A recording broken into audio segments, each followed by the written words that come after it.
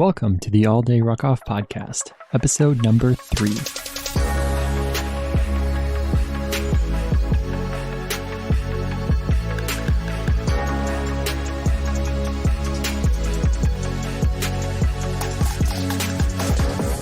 Welcome, this is your host Brian, and in this episode I interview Jason McCarthy, who is the CEO of GORUCK. Before we get started, I wanted to touch on some announcements in the rucking community. First off, GORUCK's Christmas in July sale is ending this year on July 17th. It is not extending to the end of the month like in previous years. If there's something you want, make sure you purchase it before the sale ends on Monday night. In addition, GORUCK released their GR3 for pre-order last Monday. To get the absolute lowest price on this pack, you'll need to pre-order by July 17th to take advantage of the 50 off 400 discount. Finally, listen through to the end of the interview to get details on how you can join our next contest for a free entry into the Pathfinder Ruck Training Program. Now, on to the interview. I'm here talking with Jason from GORUCK. For those who don't know, Jason is the CEO of GORUCK and has been with the company since the very beginning. I'm truly honored that Jason is taking time out of his day to chat with me about GORUCK. So Jason, how's it going? It's going great, man. Thanks for having me on. And man, you've been around since forever too. You've done a lot for the community, and we're all grateful here. I know a lot of people as well are too, because you're half the time or more faster to the draw to explain our stuff than we are. So really nice job building the All Day Ruckoff community. Thanks. I'm trying over here, so thank you for that. And congratulations on the little one. The most important thing I'll say on our podcast today. Yes. That was quite the end to the GORUCK Constellation event. Yeah, I saw it. I mean, obviously it was a shock because there's no way that she lets you go do Constellation if she's planning. So, it's I just sort of smile because I've been there, Yep, that's life. I wanted to say thank you again for taking the time to talk with me. I know you guys are incredibly busy with the launch of the GR3, your Christmas in July sale, and who knows what else you guys have going on behind the scenes over there. So let's get started with the interview. How's Christmas in July going for you guys? Christmas in July, it's going great. We sort of changed it from last year. We sort of condensed it a little bit more, and we introduced GR3. And we're just look. The heart of GORUCK is with the people that show up that we know. We know them. They've done our events. They've met our cadre. Some big percentage has been at HQ, or I've met them around. They've met Monster. They've got the picture, Monster licked their face, stuff like that, right? And so we're really proud to be a grassroots, a community of friends and like-minded people. And yet, on the backside, on the business side, we have to get smarter and we have to evolve so that we're around in another 1,000 years or 100 years or however long, right? But we have to keep evolving because if you're not growing, you're dying. And if you don't evolve, you can't grow. So we're just getting a little bit smarter about segmenting certain types of inventory that we need to move that we put on discount, GR1 being our sort of flagship, I wouldn't really expect a lot of sales on that. We've sort of made that conscious decision to say GR1 is our flagship. We don't want to discount it, but there's other drivers that are more seasonal or have different flares. And so we're getting a little bit smarter, and then we introduced GR3 into it. So it's been above our expectations by a lot. Yeah, and that GR3, that was a surprise to me at least. Available for pre-order just a couple days ago. How long has that pack been in the works? Oh man, the pack's been in the works for years, frankly. And it took a lot of different iterations. The first pack that was similar to it is something that became the Rucker. And so next time you're in town, I got one of the early prototypes a while, and we were calling it by a different name, not GR3. But we wanted something that did not have the laptop compartment, that was just for rucking. And we spent a lot of time, I chatted with Spencer And this is when we still had our R&D out in Bozeman and all that stuff, like full R&D. And I was chatting with Spencer, and he's like, yeah, I did 18 prototypes of that ruck. Maybe he was exaggerating, but probably not by much. And so ultimately, we way simplified things, and it became the rucker. We just made it like GR1, and it just simplified it, right? So remove the back panel, saved a bunch of labor costs because that part's really complicated to build. And, said, hey, here's rough plate integration. Here you go. Right. And so when we wanted to go back to the drawing board for GR3, we sort of revisited those early prototypes from years ago. And actually, if you go back and look at a blog post from back in the day, it's where I sort of introduced the Newb, N-E-W-B. It wasn't really the name. It was just sort of the working name. And I tested it out in Bozeman. I led a challenge out there and stuff like that. And, as R&D does, it just kind of doesn't.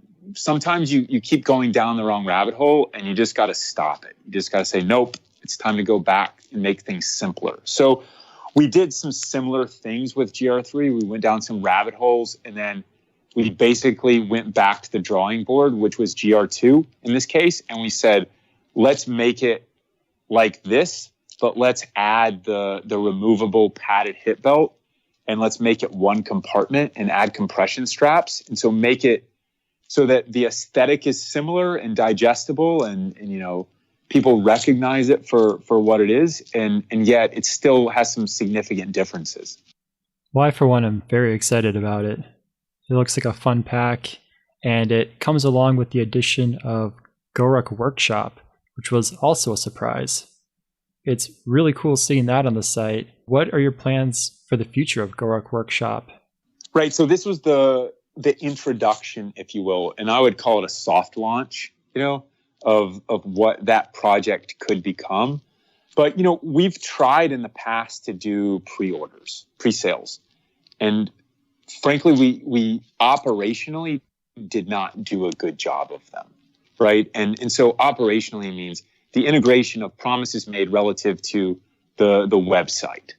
Eventually, as GORUCK does, because this is what we do, we make things right by people when it's too late, or it's, deliveries are 2 packages or 3 packages instead of 1, or stuff like that. I mean, that's just been a messy back end, and we've evolved really nicely on that front. I mean, I'm sure you can remember that back in the day when the website used to crash, and, errors were 5.5%, and now they're like sub 0.2%, right, of packages that go out from our distribution center, stuff like that. So we've evolved nicely, but the introduction of GORUCK Workshop is something that we've wanted to be able to do for a long time, and it took the new e-commerce platform to be able to do it because it's just more integrated. And so, I see a world where we can let people customize a lot of different things, but I don't want to overpromise out of the gates because it's going to take some time. So, you could imagine a world where there are different colorways across multiple products. There are, lots of new apparel that we would be able to gauge demand for, which lets us, tell the vendor how much to build. And then that helps us be a better business. And this is kind of what I was talking about before, where, we're always going to do right by people, but we have to become a better business as well if we want to continue to do right by more people. So, back in the day, the firearms stuff, the one thing that did do really well for us was that it let us estimate demand. And because how do you know how many units you're going to sell? It's really difficult, And so when you give people the opportunity to pre-purchase it, you guarantee that they'll get it first. And in this case, we threw out a few sort of accessories and limited edition stuff, and a first run label, and a leather GR3 patch that comes along with it. And so, there's things like that we can do to sort of incentivize, but ultimately it's how to align marketing with operations. That's sort of the goal with it. And never forget, we work for you and not the other way around. So it lets us introduce things and see if more of you really want them. Tackling your response point by point, the new website is awesome. It's working great. I love the experience, and I know everyone I've talked to thinks it's much slicker than the previous one, and even definitely the ones before that. Yeah, I mean, if, like I said, if you're not evolving, you're dying. And we've got a team here that's evolved. We've been working together, some of us for years and years. And I frankly had very little to nothing to do with the migration from the old platform to the new platform, nor the content upgrades that had to necessarily go along with it. I mean, we went from 2x3 images to square images, stuff like that, and there's still a little bit of work, or, there's always actually a lot of work to do, but the team did a great job of overseeing that. Yeah, they should definitely be proud. It looks nice, and there's always more work that goes into it than I think people realize. People love this kind of stuff, and I'm always surprised what people gravitate toward. But we have a proprietary software we call it internally Event Manager, and it allows us to control the experience to a quality level for people who register for our events. So we tried in the past to use things like Raceit or Active.com or whatever those are, and I frankly deplore them as a customer experience. And so I didn't want the GORUCK brand to be attached to those. And because we produce so many events, we developed a proprietary software that has to merge with the e-commerce platform that we use. And so this has been a multi-year problem associated with the integration of event registration with a normal shopping cart experience. I mean, no other company that I know of has this problem. So when that's the case, then you have to sort of do it yourself. And doing it yourself is a costly, risky proposition, but it's been worth it. So ultimately, I say all that to say this, that it's been a long journey, and we finally have a solid and stable shopping cart platform that's here to stay, right? And then we have the integration with Event Manager that we see as scalable to as much as the business can handle. That's perfect. And that's definitely, I think, where you want to be. So awesome job. Speaking of a ton of events, Operation Clearfield took me by surprise. That announcement, over 100 events across the country during the summer of 2017. I mean, putting that on is no small feat. How did that idea for Operation Clearfield come about? So I'm a huge fan of Niantic, right? And Niantic created Pokemon Go and Ingress, and we've been friends with them for years. And that started with a relationship that Emily found through, just super, friends of friends introduced us to John Hankey, who's his background, and he's not sort of front and center like a lot of people are, but he's one of those people that, I would follow this guy's vision anywhere. Being in business, I don't think about things like that very frequently. And so, his background came from, he started a company called Keyhole that Google bought, and he became the Google Earth guy. He became the Street View guy at Google, where he's overseeing that project. And so, when you go and you're able to look at a house from your, on whatever street you're looking at in wherever, then, on your phone or on the Google Maps software, that was a project that he oversaw, at Google. And then, as a mapping guy, he turned that into Ingress, right? And so Ingress is basically a mapping game, but it's a game, right? It's a video game, and you play with your cell phone. And we're not a huge cell phone company, meaning we would rather people get out and be part of a community and go do things like go for a ruck together and leave your cell phone in your pocket. And yet, this game that you have to move around into the real world and go find real places and real adventures and meet real people. Like, that's the best possible game that you could possibly play with your cell phone, right? And so, 20 years later, at the end of this sort of journey of his, Pokemon Go is this overnight success, right? Quote, quote, overnight, 20 years later. So 750 million downloads later and all these types of things, you get people out and moving and being part of something in parks all over Jack's Beach, where our headquarters are, and all over the country and all over the world.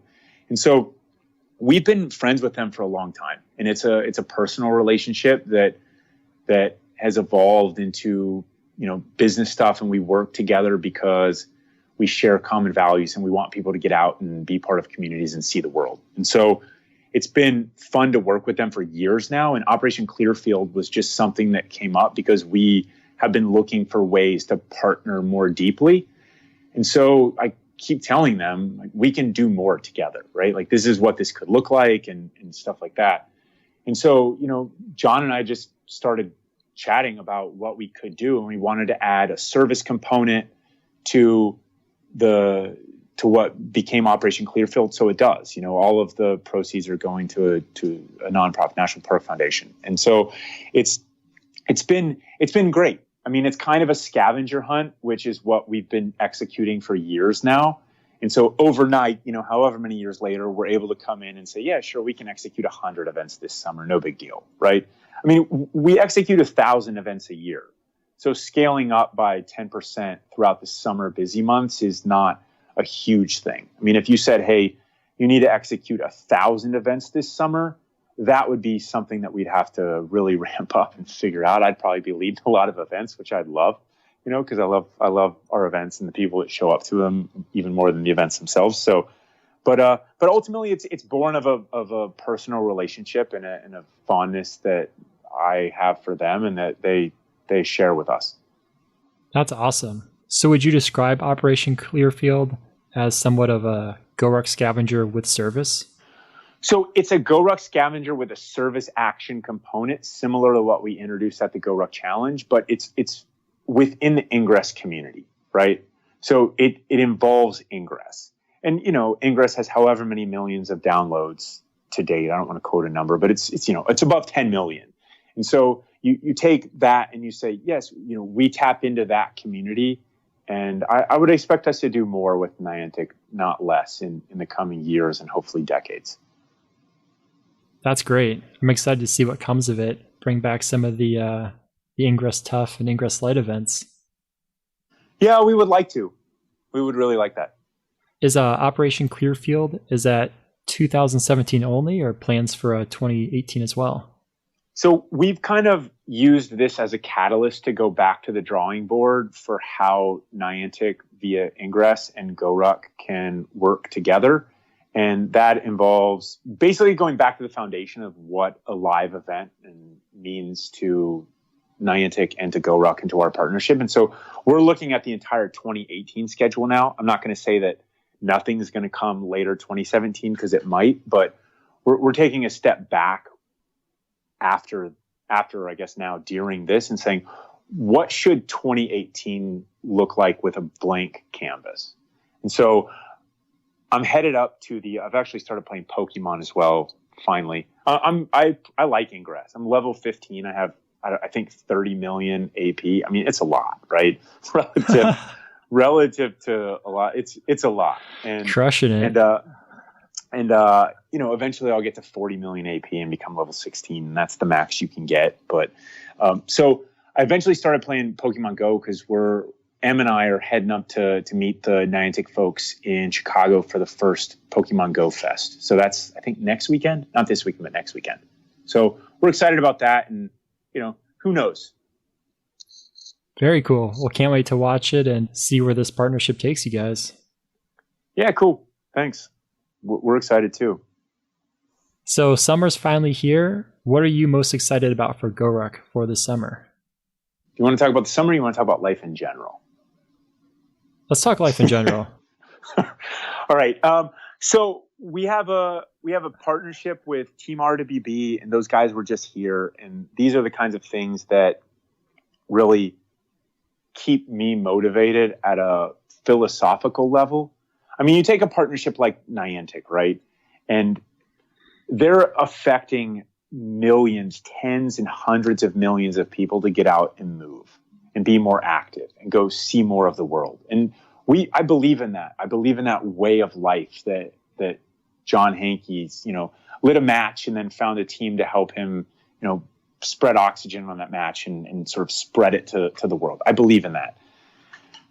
My roots in GORUCK would not exist without my background in the military and special forces. And so insofar as we're able to partner with nonprofits that are dedicated to enriching the lives of veterans and taking care of veterans in all of all kinds. That's really cool to me. JJ Pinter, their new executive director, was just here and, crashed at our house. And we stayed up too late talking about how we're going to conquer the world in the past and the future. And it was just really cool. And so we're happy to host their store on our site. It takes away some operational, bandwidth from them. And we're basically, my goal from the outset, which I told them, was I just want to break even on this, right? I want an outward display of our partnership is really strong and we should work together for a really long time. And we're happy to sort of leverage our operational bandwidth to help let them focus on enriching the lives of veterans. And so that's really exciting. Another thing that was really profound things I've done. I've been to Walter Reed a couple times in DC, but there were recently a lot of Green Berets who were wounded in an attack in Afghanistan. And I went and visited 5 of them who were in Walter Reed. And there were 7 total injured, and passed out a few sort of care packages, rucks, GR1s stuffed with a bunch of Green Beret Foundation stuff. And, met the families who were there, and there were active duty Green Beret liaisons for each of them. And it was just, those are my roots. And without giving back and without taking care of the community that made you who you are, then I think that it would be missing the point. So that was a really moving experience to go there and see those guys. 2 of them they were in an induced coma. 2 of them were doing pretty well. Paper cuts, as we call it, right? Like, shrapnel to the thigh or even in the face and the cheekbone. And one guy was in the TBI, traumatic brain injury ward. So he was very calm there because there's no TVs, wearing sunglasses, stuff like that, because your brain's been a little rattled. And so, doing that kind of stuff and making sure that we always have systems in place to give back more and be able to donate more of our time and our effort and our bandwidth and raise money for the causes that we support is really important to me. So those have been 2 of the more motivational things or the most motivational things for me, certainly this summer and probably this year. That's awesome. I mean, the Green Beret Foundation is great. And I know that you've been involved with them for years and years and years. Yeah, so we're looking how to, we'll probably do a fundraiser of sorts in the near term and figure out how we can make it sort of something big. It requires, some of the, hey, how do we do this and when, and what does it look like, and make a big deal about it, and then figure out how to raise as much money as possible. So, the wars aren't really ending.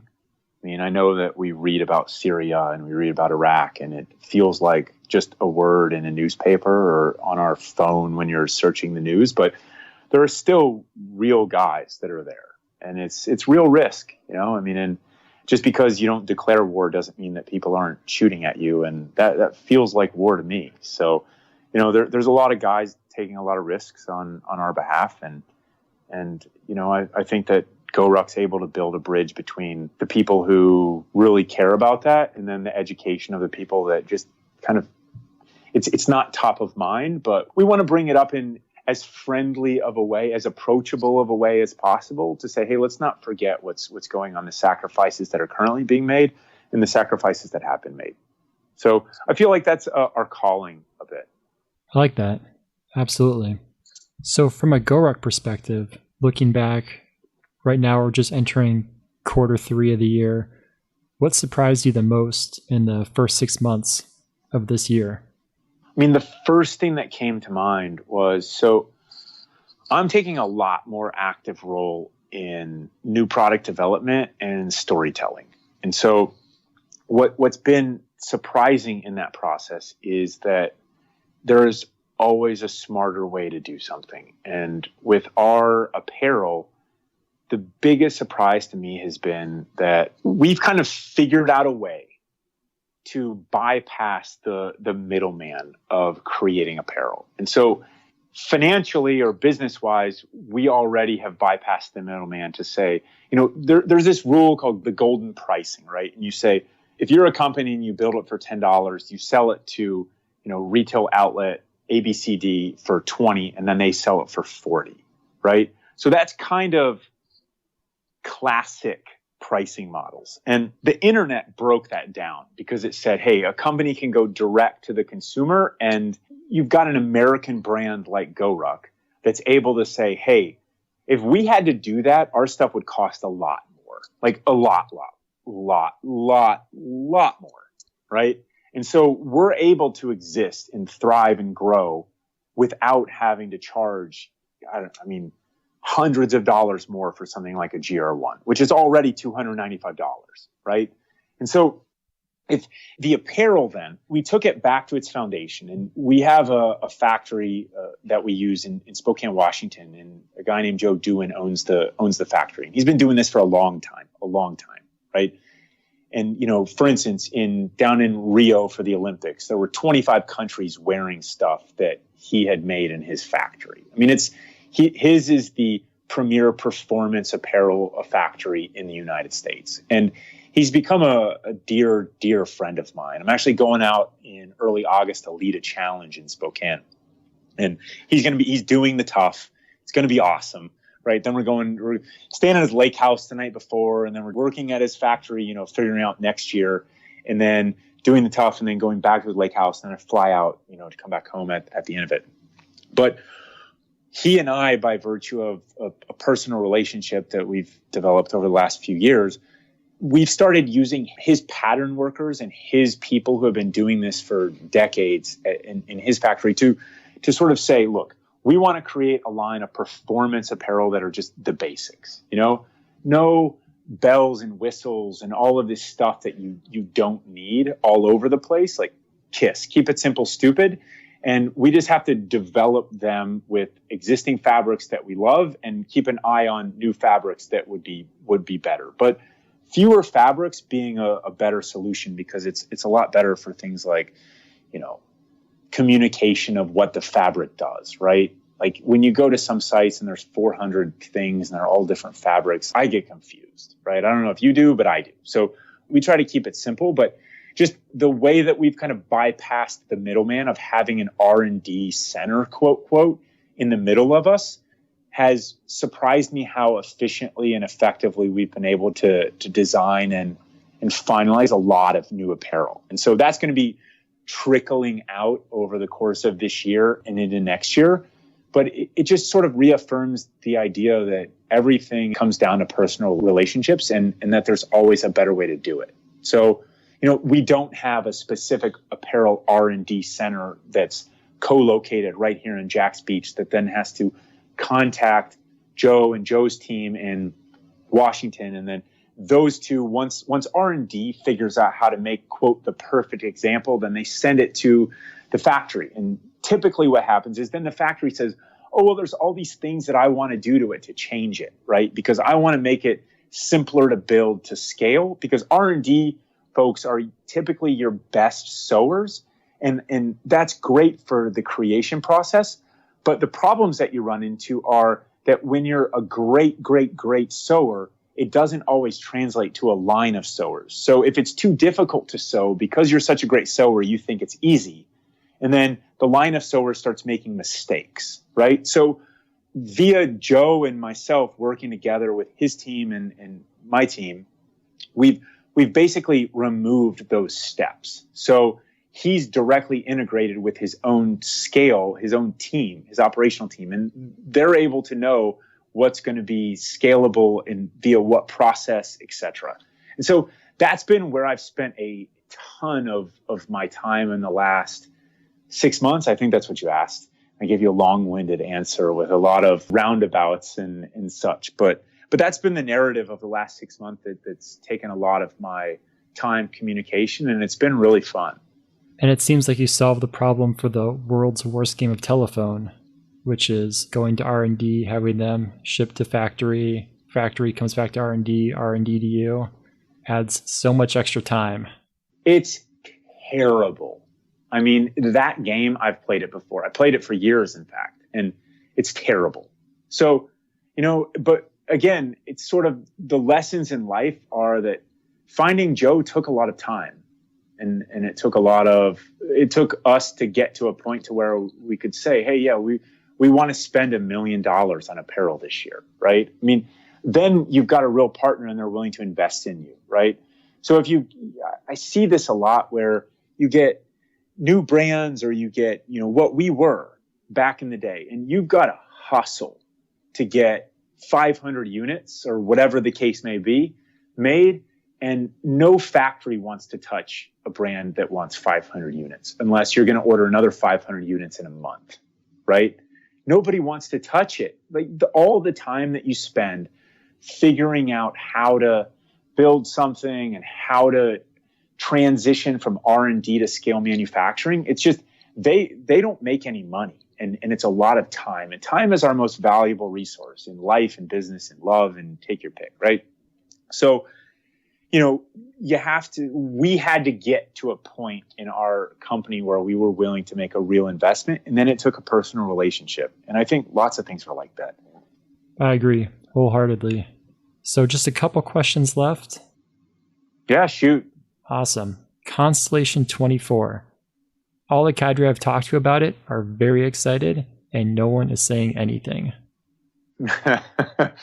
Yeah, so that's because the team that worked the most on Trek is spending the most time on Constellation 24.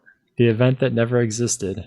The event that never existed. And that team is spending the most time on Constellation 24. And they spend a lot of time on the existing constellation. But the existing constellation, which is urban survival, right? It's a non-physical, or certainly it's a non-ruck plate challenge. There's no push-ups, but it's still, you got to go through, it's a significant experience, but it's not like the GORUCK challenge. And it's especially significant if your daughter is born hours after the event, right? Yep. So, but for us, Constellation this year, 2017, is a starting point. It's where we start a conversation about what it looks like to have an urban survival mindset. And we can get a lot more specific about skills taught and get, you could imagine a combatives element being introduced. You can imagine role players being introduced. You can imagine a much more significantly advanced scenario. You can imagine a lot more cadre up there per participant or per team up in DC. Frankly, we're doing this in DC because Em and I both love it up there, and we've run Trek up there, and we still have a little safe house up there, and we've got a great partner via Devin Mayer at Balance Gym up there, and we've got a lot of infrastructure because Emily went to undergrad school there and still has a ton of friends up there. I went to grad school in DC, so we still have a lot of stuff that we can pull out of the toolbox for DC specific events. So we're really excited about it. I'll be up there and a bunch of us will be up there, and nobody's really saying anything too much about it. I think that might be part of the plan. Yep. That's really exciting. So if people want to do Constellation 24, 2017, the only place is DC. Are there plans to expand it out of DC for 2018? Or is that going to be a destination event?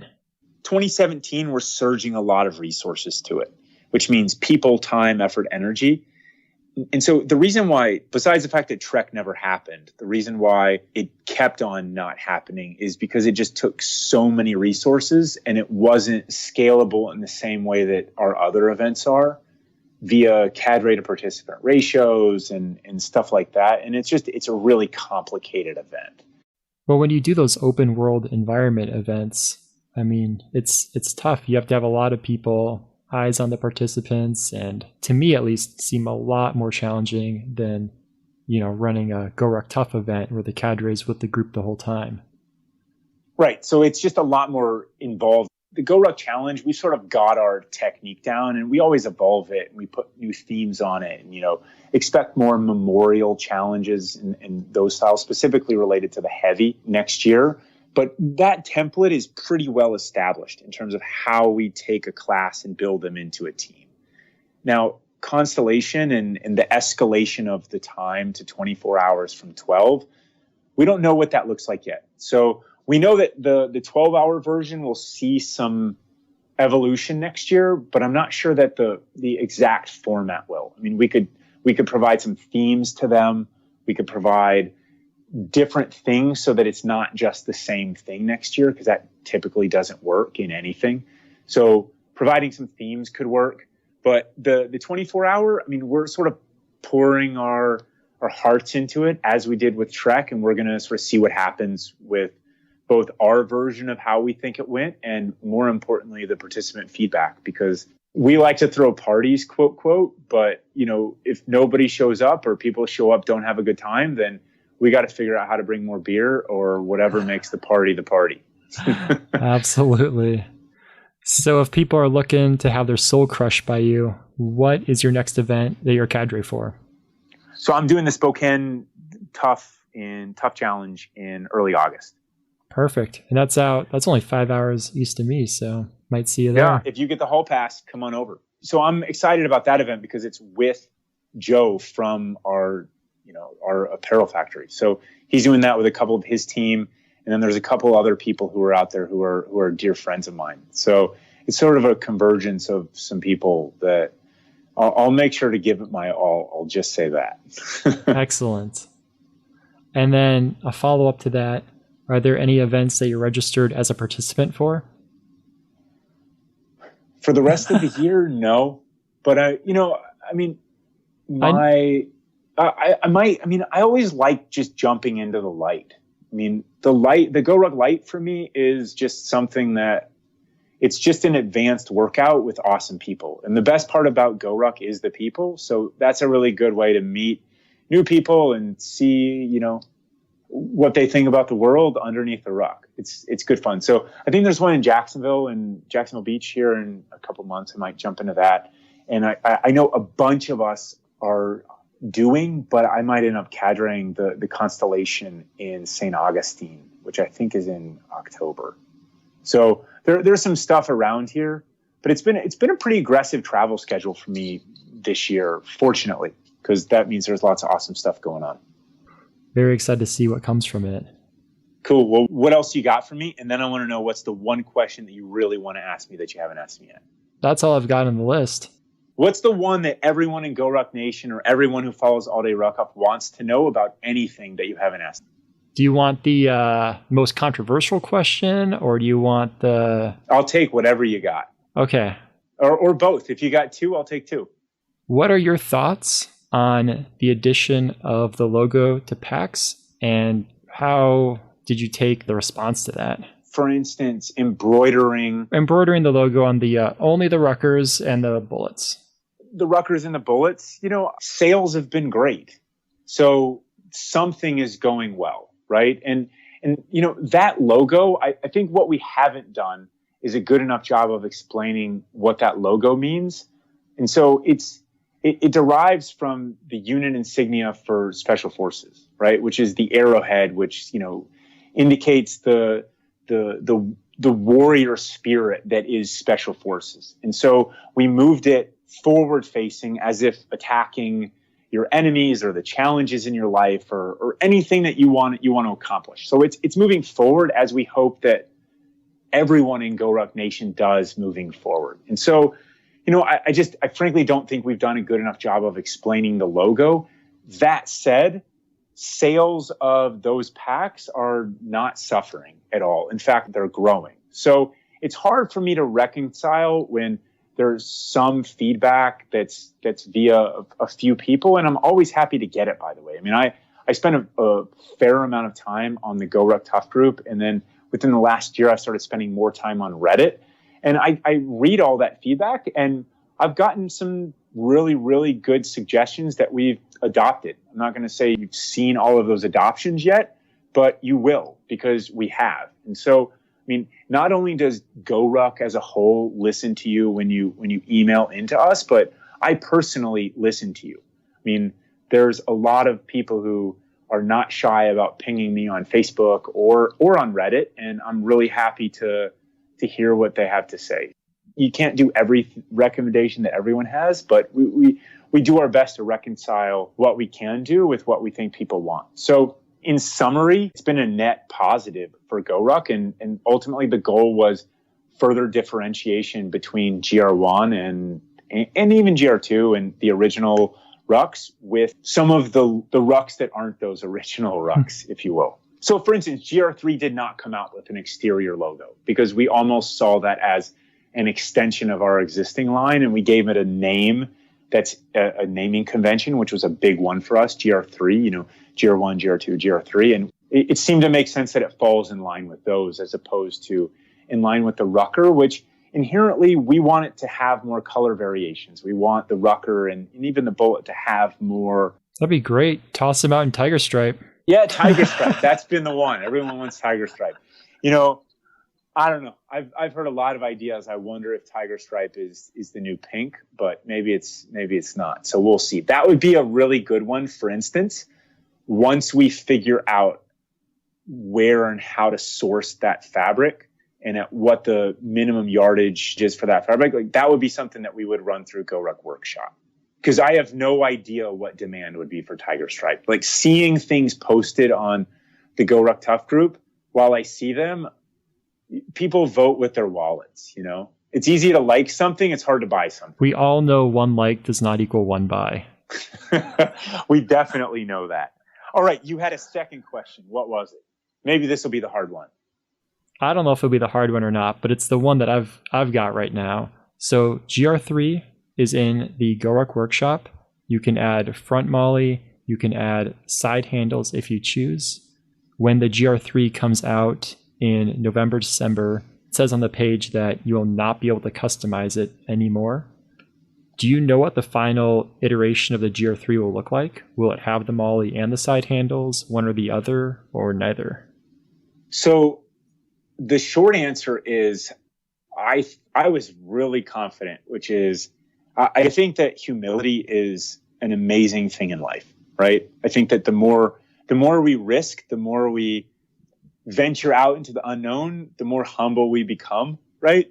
And so for me, I had what I thought was going to be the standard GR3, which was likely, and nothing was final, but this was in my brain, was that it would be front molly, no side handles. However, I think, we're at some huge percentage, hundreds and hundreds and hundreds of units of people choosing the front molly with side handles. Like it's not close. It's like Usain Bolt racing everybody else in the field is that configuration. So, I don't know, maybe we would, because the side handles are pretty expensive to build labor wise and then add on. So I was curious to see what would happen. And that's been the overwhelming winner. My initial thought was that it would just be front molly and that we would, save on that labor traditionally, but the people that wanted it would get it. But it's been so overwhelming, people wanting side handles, that frankly, I'm not sure exactly what we'll do. But I can guarantee you that all of those options will not be available. So for anyone listening, if you want side handles or you want molly, you want to customize it, get your order in now. Originally my thought was that I wanted to even further differentiate the GR3 from the GR2, even from the standpoint of the molly, right? Because I wanted to say, if you're going to travel abroad or you're going to travel here or there or everywhere, it's better to have a lower profile. If you're, for instance, Jerusalem is probably at the top of my list of places that are on my bucket list that are outside of America. Inside of America, it's Alaska because it's the only state I haven't been to, but Jerusalem. And when I go to the Middle East or any place like that, I want the lowest possible signature possible. Sorry for the double possible. But, and so it's like, oh, we'll tell that story, right? Well, the more that I started using the ruck in America and the more I envisioned travel in America, which I did with that ruck for a while, months, it turned into, the molly is actually really useful.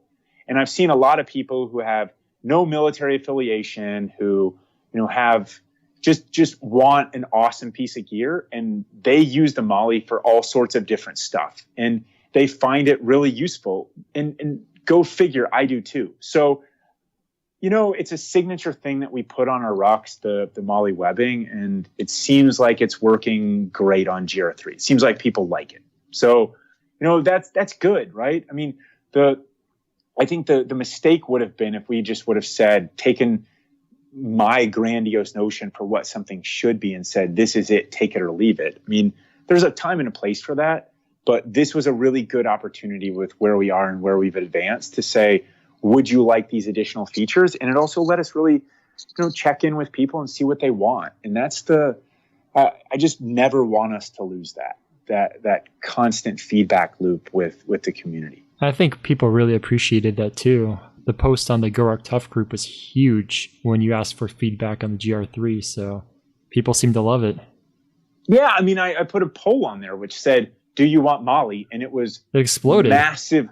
It exploded, right? I mean, hundreds and hundreds of people said that they wanted Molly. And I was like, you know what? Like, this isn't, like, I work for you guys, not the other way around, right? I mean, yes, R&D is sort of a lonely writer's style existence where you have to spend a lot of time planning stage and in the building stage and in the testing stage and making sure that everything functions and it won't fail and that it's smart and that it's simple. But something like that where add Molly, add a side handle. I mean, that's kind of like, do you want a cherry on your ice cream sundae? It's like some people don't like cherries, but a lot of people do. I mean, I do. Don't you? Yep. That's a great analogy for it. So that's kind of what the Molly became. And, it's everybody can overthink stuff. And for me, I mean, my default is on the gear side, less is more and more is lazy, meaning I want there to be fewer features than more. And if we're going to add something to it, then I want it to really be significant for people. What I never want us to do is to get so lazy that we start selling things on features, right? Like, this has a feature, you're not going to use it.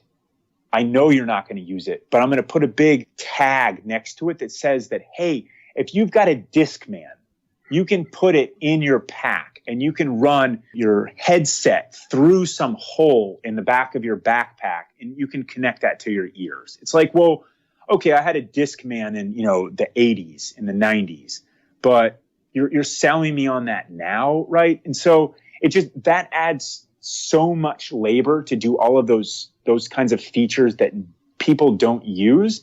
And ultimately, I want people to get out and use our stuff to make their lives better and richer and to get out with other people and go do awesome stuff. And so I love it when I hear these stories about, hey, I had my GR1 on and I was in the airport and I ran into some other GRT and he had his GR1 and that's how we met. And then he had 3-hour layover and so did I. So we went to the bar and drank a couple beers and chatted about life. And I mean, airports are pretty boring. So if you can meet people via the gear that you have, or you can say, hey, I want to go do this awesome event and I want to use this pack to go do it. And then that sort of leads you to a different kind of lifestyle of being more active and community based, then that's how we view the importance of our gear to our community of people.